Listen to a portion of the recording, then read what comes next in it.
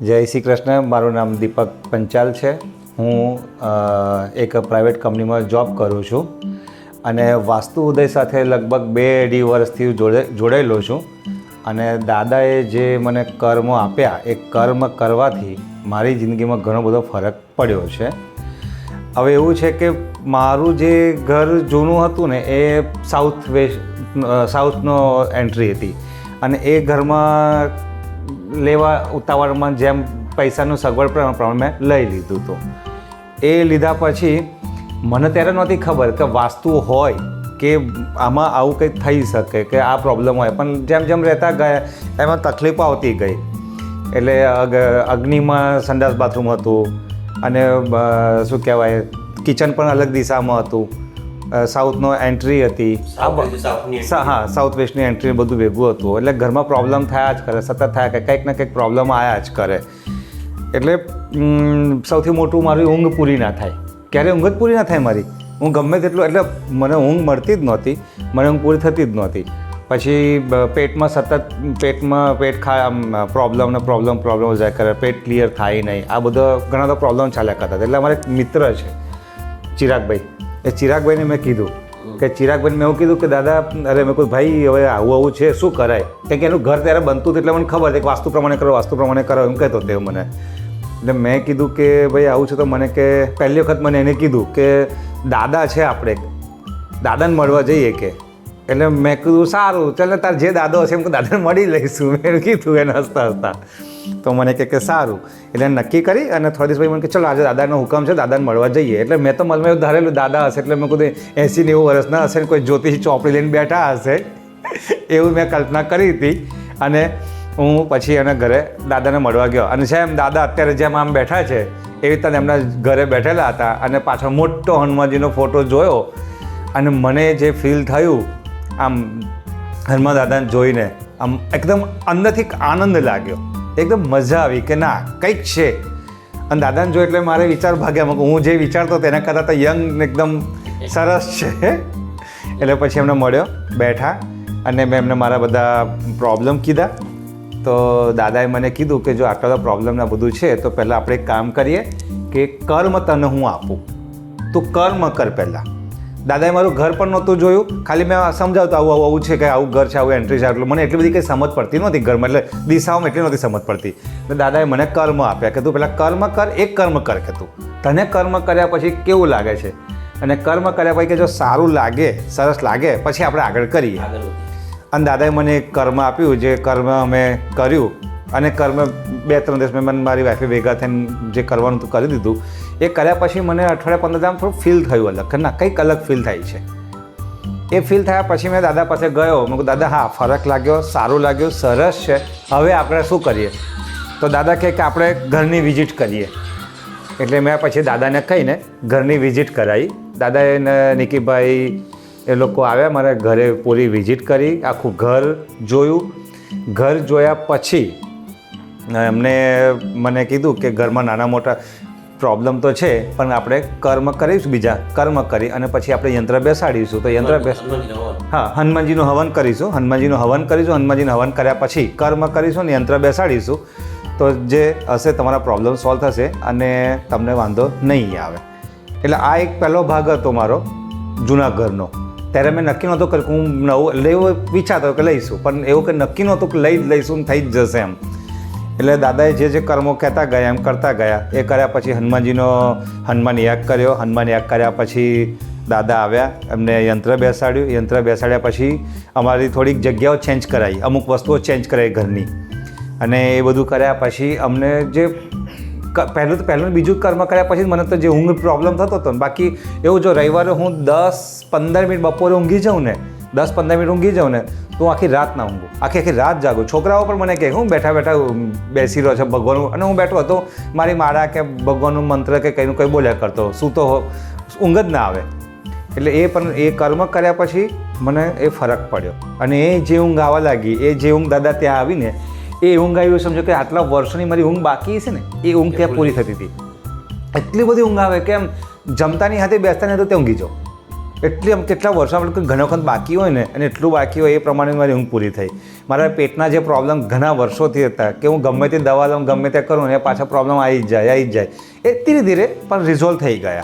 આજે મને એ કોઈ તકલીફ, શારીરિક તકલીફ નહીં, માનસિક તકલીફ તો થોડીક હતી કે ઘરના કારણે, પણ હવે એ બહુ ફરક પડ્યો. એ ફરક પડ્યો ને એ અમને લગભગ 6 મહિનાની અંદર ઘણું બધું રિઝલ્ટ સારું મળ્યું. પછી વિચાર કર્યો કે નવું ઘર લેવું છે. દાદા 6 મહિના થઈ ગયા, દાદા ભૂલી ગયેલા. એટલે અમે લોકોએ ઘર નવું લેવું છે, દાદાને કીધેલું. દાદાએ તે સમયે કર્મ પહેલાં જ કીધેલું, હા બેટા આવું કર્મ તો કર નાખજે એટલે ઘર લેવાઈ જશે. એટલે દાદાએ કીધું કર્મ કરવાનું, કર્મ તો કરીને મેં ઘર તો જઈ આવ્યો, બુક કરી દીધું, બધું જ થઈ ગયું. ઘર બધું બુક થઈ ગયું બધું. પછી હવા ઉજાસવાળું સરસ છે, ઈસ્ટની એન્ટ્રી અરે ઈસ્ટનો આખો ખુલ્લો, હવા ઉજાસ બધું સરસ. અમે ઘર બુક બધું કરી દીધું. પછી ચિરાગને મેં, મારો જે ફ્રેન્ડ છે ચિરાગ, જે લઈ ગયેલો દાદા પાસે, તો એમની મળ્યો. મેં કહું આવું તમે કે દાદાને ઘર બતાવ્યું? મેં કીધું ના દાદાને તો નહીં બતાવ્યું ઘર, પણ મેં કીધું તો એટલે બુક થઈ ગયું. મેં દાદાએ ઘરમાં મને કે ના દાદાને બતાવવાનું કે, એટલે મેં કીધું, પછી મારી વાઈફે કીધું ના સાચી વાત છે કે એમને આપણે બતાવવું જોઈએ દાદાને. એટલે પછી હું ફરીથી પાછો દાદાને ફોન કર્યો, નિકીભાઈને ફોન કર્યો. નિકીભાઈને એવું કીધું મેં કે મેં કહું આવું જો નવું ઘર લીધું છે, હવે તમે એક વખત જોવા આવો, જોઈને મને કહો કે શું થાય. તો નિકીભાઈ કે આવું બરાબર છે, પણ પહેલી વખત કે લેતા પહેલાં એક વખત અમને કહી દેવો, તમે પહેલાં જોઈ લઈએ. સારું, અમે કહું જે થઈ ગયું તમે આવો. હજુ બાનાખત નથી થયું, ખાલી લેવાઈ જ ગયું છે, ટોકન અપાઈને અમુક પેમેન્ટ જ થયું છે, તમે આવો. તો દાદા બીજા માળે ઘર, હવે એ ઘરમાં એવું બીજા માળે ઘર, પગથિયા લિફ્ટ નહીં, ખાલી પેલું બાંધકામમાં થયેલું, ઈંટો ને રેતી ને કપચી ને બધું પડેલું. દાદા આટલી ઉંમરે પણ બીજા માળે ચડીને આવ્યા, થાકી ગયા હતા. તે બેસવા માટે મારે ખુરશીની શું બેસવાડ્યું એમને, તો ઊભા થોડા થાકી ગયા, પણ આવ્યા, જોયું, દાદા આખું ઘર જોયું. પણ દાદા કીધું ના આ ઘર ખોટું છે આખું જ. અને દાદાએ મને કીધું કે કારણ કે જૂનું મારું સાઉથનું હતું, એની સાયકલ ચાલી હશે. કર્મથી દાદાએ કીધું ઘર તો લેવાઈ ગયું, પણ એ સાઉથ વેસ્ટની એન્ટ્રી આવી ગઈ. આખી ઘરની સાઉથ વેસ્ટની એન્ટ્રી આવી ગઈ એ ઘરમાં. અને ઈસ્ટમાં એમાં ટોયલેટ આવતું હતું, ઈસ્ટ ખુલ્લો મળતો હતો, પણ અગ્નિમાં રસોડું નહોતું એમ. એટલે આખું મિસમેચ જ ઘર હતું. દાદા કીધું ના આ ઘર ના લેવા. જેવા દાદાએ મને ના પડે ત્યાં જ મને ધ્રાસકો પડ્યો કે હવે પછી ઘર ત્યાં ઘણા ખાલી હતા. એટલે મારે આમ જ કીધું, મેં દાદા સામેવાળું ઘર જો હતો. પછી દાદા અંદર ગયા, નિકીભાઈ એ જોત, મને કે જો આંખો બંધ કરીને લઈ લે. સામે જે મેં સાઉથ વેસ્ટનો લેતો હતો, સામેનો કાંઈક ઉત્તર આવતી હતી, ઉત્તર ખુલ્લો હતો, ઉત્તરની એન્ટ્રી હતી, ઉત્તર વચ્ચે ખુલ્લો હતો, ઈસ્ટ આખો મારો ખુલ્લો, ઈસ્ટ સેન્ટરમાં રસોડું આવતું હતું, અગ્નિ એકદમ ખુલ્લો સરસ મજાનો મળતો હતો, ઈશાનમાં ભગવાનને બેસાડવા જગ્યા ખાલી હતી. દાદાએ કીધું આંખો બંધ કરીને લઈ જ લે, આ ઘર માટે જવાના દેશના ઈસ્ટનો જે ઉત્તરનો ને એટલે આપણે ઈશાનનો ખૂણો કહીએ થોડો વધતો હતો. નિકીભાઈ કીધું આ વધતો છે એટલે બહુ જ સારું છે, આ ઘર આંખ બંધ કરીને લઈ લે. એટલે એ ઘર પછી મેં બિલ્ડર પાસે મળ્યો. બિલ્ડરને મેં કહ્યું આવું છે, તો બિલ્ડર કે વાંધો નહીં એ ઘર ખાલી જ છે. મેં પછી દાદાને કીધું ખરું, મેં દાદા હવે આશીર્વાદ આપો, આ ઘર ખાલી હોય ને કોઈ બુક ના કર્યું હોય તો મને મળે. તો પછી દાદા કે કંઈ નહીં તું જા બેટા, વાત કર, તારું કામ થઈ જશે. એટલે પાછું હું બિલ્ડરને મળ્યો. તે જ દિવસ સાંજે દાદા તો બપોરે 3-4 વાગે મળીને જતા રહ્યા, તે જ સાંજે 7-5 વાગે ગયો. 5 વાગે જઈ અને પાછું બિલ્ડરને મળ્યો. અને બિલ્ડરને મેં કીધું, મેં કહું આવું છે ને મારે આ ઘર નથી, તો મને દાદા મેં કહું મારે તો આ ઘર જોઈએ છે.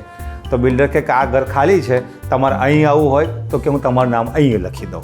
મને કે ખાલી એક નાના મોટા આપણે જે રજિસ્ટ્રેશન કર્યું છે એ તમારે થોડા પૈસા આપવા પડે. હું કંઈ વાંધો નહીં, હું ખુશી આપી દઈશ. એ 1000-1500 કે મને કંઈક જે હતા આપી દીધા. અને એ સામેવાળું ઘર આપણે જે તમે જોયું, મને બતાવ્યું, એ ઘર મેં બુક કર્યું, એ લીધું. આજે એ ઘરમાં ગયા વરસ થઈ ગયો મને. જૂનું ઘર ને નવા ઘરની વચ્ચે મને દાદા જો 2.5 વર્ષનો સંબંધ છે, પણ નવા ઘરમાં ગયા હજુ વરસ જ થયું. પણ વરસમાં ગયા પછી જે પ્રગતિ થઈ મારી, જે મેં ન ધારેલા પૈસા મને મળ્યા છે. અને એ અમને બીજું મારે એક વચ્ચે દાદા તમને કહેવાનું રહી ગયું કે જૂનું ઘર તો ખાલી કરીને નવા ઘર તો દાદા રહેવા ગતો રહ્યો, પણ જૂનું ઘર જેવો છોડીને હજુ તો હું મહિનો નહોતો થયો, ઘરે મારો જૂનો સામાન પડ્યો હતો. અને મેં વિચાર કરેલું કે ભાઈ આને ભાડે આલી દઈશું. અને મેં શાંતિથી હતો કે ભાઈ જૂના ઘરનો સામાન લઈ જઈએ, સેટ થાય, પછી ભાડે આલીશું આમ તેમ. એટલે મેં વિચાર્યું કે મૂકું છે હજુ 2-3 મહિનામાં શાંતિથી બધું પતાવીને લઈ જઈશું, ભાગદોડ ચાલતી હતી. એટલે હવે જેવો હજુ 1.5 મહિનો થયો અને મારા કાકાના દીકરાનો ફોન આવ્યો મને કે આપણા ગામની દીકરી છે ને એને ઘર ભાડે જોઈએ છે, 2-4 જગ્યાએ જોયું છે વડોદરામાં, પણ એને 6 મહિના માટે જ જોઈએ છે કે, અને એને 8-9 હજાર 10 હજાર ભાડું કહે છે. તું જો ને કોઈ ખાલી એ દીકરીને એની મમ્મીને છોકરો જ રહેવાના છે, એમને ટ્રેનિંગ છે, એટલે વેક્સિનમાં ઇન્સ્ટિટ્યૂટમાં ટ્રેનિંગ હતી એટલા માટે. તો મેં કીધું પછી મેં બેનને ઘર બતાવ્યું એને મેં કહ્યું બેન આ છે મારું ઘર તમે જોઈ લો. તો જોયું તો મને કે શું ભાડું લેશો? તો મેં તો ક્યારે નક્કી કર્યું નહોતું, કશું નક્કી જ નહોતું. એટલે મેં કહ્યું બેન તમે શું હાલશો? મેં ક્યારે કલ્પના નહોતી કરી કે આવું કહેશે ને એમ. તો મેં કહ્યું તમે 7,000 ભાડું આપી દઈશ કે, કારણ કે એમાં મારે એ ઘરમાં થોડુંક ફર્નિચર બની છે બધું મૂકીને જ ગયો હતો. તો મેં કે 7,000 આપી દઈશ. મેં કહ્યું બેન ડન, તમે જે આપશો ઓકે. એટલે એમને મને ભાડું જ ક્યારે હું શોધવાય નહીં ગયો, એ ભાડું જ સામેથી આવી ગયું. 7,000 ભાડું મળ્યું. એટલે ઠીક છે, ઓકે ફેર છે ભાડું ત્યાંના એરિયા પ્રમાણે. અને ફર્નિચર હતું, એસી મૂકી ગયો, તો પંખા હતા અને કિચન બિચન બધું કમ્પ્લીટ, ગેસનો ચૂલો બોલો બધું મૂકી ગયો, તો આરો બધું, એટલે એ ભાડું બરાબર છે. પણ ન શોધતા સામેથી ભાડું મળ્યું. 6 મહિના માટે હતું, પણ ઠીક છે 6 મહિના માટે. એનો મને જે પ્રસંગ કીધો ને એ બેને, પછી મને એક ફાયદો, મને વધારે આનંદ થયો કે હું તો એક જ વખત એમને ઘર બતાવીને ચાવી એમને આપી દીધેલી બાજુવાળા ઘરે કે બેન આ તમે ચાવી લઈને તમે રહેવા આવી જજો, વાંધો નહીં. કારણ કે મારા ગામના હતા ને સંબંધ હતા, બહુ વર્ષો પછી મળેલા, નાનપણમાં અમે રમીને મોટા થયા છું બહુ. એટલે એ રહેવા આવ્યા પછી એમના મમ્મી જે મારા કુટુંબિક કાકી થાય, એટલે કુટુંબ ના કહેવાય, ગામના કાકી થાય કે ભાઈ મારે એ જ્યારે રહ્યા ને મળતા વાત કર્યા પછી એમને પહેલી વાર મને એક વાત કીધી અને જે મને આશ્ચર્ય થયું. અને ત્યારે મને એવું થયું કે ના, મારા દાદા જોડે જે વાસ્તુ કરે, દાદાએ કર્મ કરે, એના પૈસા વસૂલ થઈ ગયા. મને કે બેટા હું આટલા વર્ષોથી મારા ઘરે, મારી દીકરીના ઘરે, મારા છોકરાના ઘરે નડિયાદમાં પીએ પોલીસમાં છે એના ઘરે રહું છું, બંગલા છે, મને આજ સુધી આવી ઊંઘ કોઈ જગ્યાએ નથી આવી. જે ઊંઘ આ ઘરમાં આવી છે, જે હું આ ઘરમાં આવ્યા પછી મને જે શાંતિ મળી છે. અને એમની દીકરીએ પણ મને કીધું કે અમે લોકો અમારા કપડવંજના ઘરમાં રહીએ છીએ ને એના કરતાં અમને તો એવું ફીલ થાય છે કે આ ઘર વર્ષોનું જૂનું અમારું, આમ જાણે કે પોતાનું જ ના એવું ફીલ થાય છે. કે એ આ એક એક્સપિરિયન્સ હતો મારો. એ એક્સપિરિયન્સ પત્યો અને 6 મહિના થાય, 6 મહિના થાય પછી એ લોકો જવાનું નક્કી કર્યું કે ભાઈ અમારે પતી જાય છે ને હું 25 મે ખાલી કરીશ, 25 મે પાછે, અને તમે કંઈ વાંધો નહીં બેન, કશો વાંધો, તમે જાઓ. હવે 25 પાછે ખાલી કર્યું એટલે 5મા મહિનામાં તો મેં કીધું હવે શોધીશું, કોઈને કહીશું ભાડું માટે.